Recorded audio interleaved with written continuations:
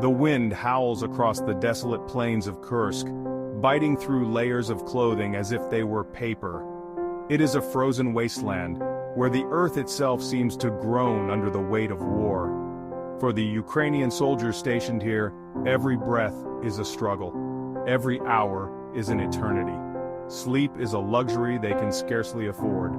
The constant thunder of artillery fire echoes across the landscape, a terrifying symphony of destruction. Russian shells rain down with relentless fury, leaving craters in the earth and fear in their hearts. The air is thick with the acrid smell of gunpowder and the metallic tang of blood. They are fighting a desperate battle for survival, clinging to every inch of frozen ground. But the enemy is relentless, their numbers seemingly endless. The weight of their advance is crushing, pushing the Ukrainians back inch by bloody inch. The offensive had begun with such hope, a daring thrust into enemy territory. They were to strike at the heart of the Russian bear, to show them that Ukraine would not be broken. But somewhere along the way, the dream turned into a nightmare. Now the soldiers are haunted by the ghosts of their fallen comrades. They whisper in the wind, their faces etched with pain and terror. The memories are a heavy burden to bear, a constant reminder of the horrors they have witnessed. The ground is littered with the wreckage of war-twisted metal, shattered concrete, and the remnants of lives cut short.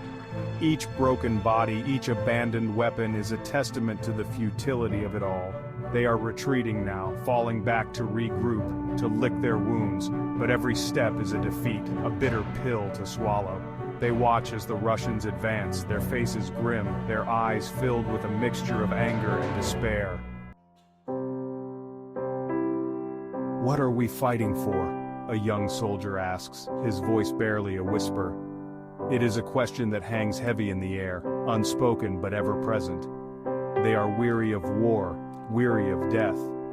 They were told this offensive would turn the tide, that it would bring them closer to victory.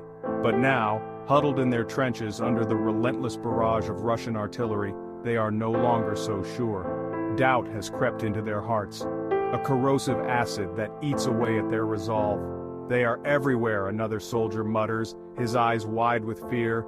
Rumors swirl among the ranks, tales of endless columns of Russian tanks, of North Korean mercenaries fighting with a fanatical zeal. The truth is elusive, but one thing is clear: the enemy is strong and they are not giving up. The soldiers feel betrayed, abandoned by the politicians who sent them to fight this war. They are just pawns in a larger game, their lives expendable in the pursuit of some distant political objective. The sun sets on the battlefield, casting long shadows across the snow-covered ground. It is a bleak and unforgiving landscape, a fitting reflection of the war that rages on. The future is uncertain, shrouded in a fog of war and despair. The soldiers of Ukraine fight on, bound by duty and love for their homeland, but the odds are stacked against them, and the path ahead is fraught with peril. They are trapped in a nightmare with no end in sight. The world watches, holding its breath. But for the soldiers on the front lines, there is no respite, no escape from the grim reality of war. They are living a nightmare, and their only hope is that one day they might wake up.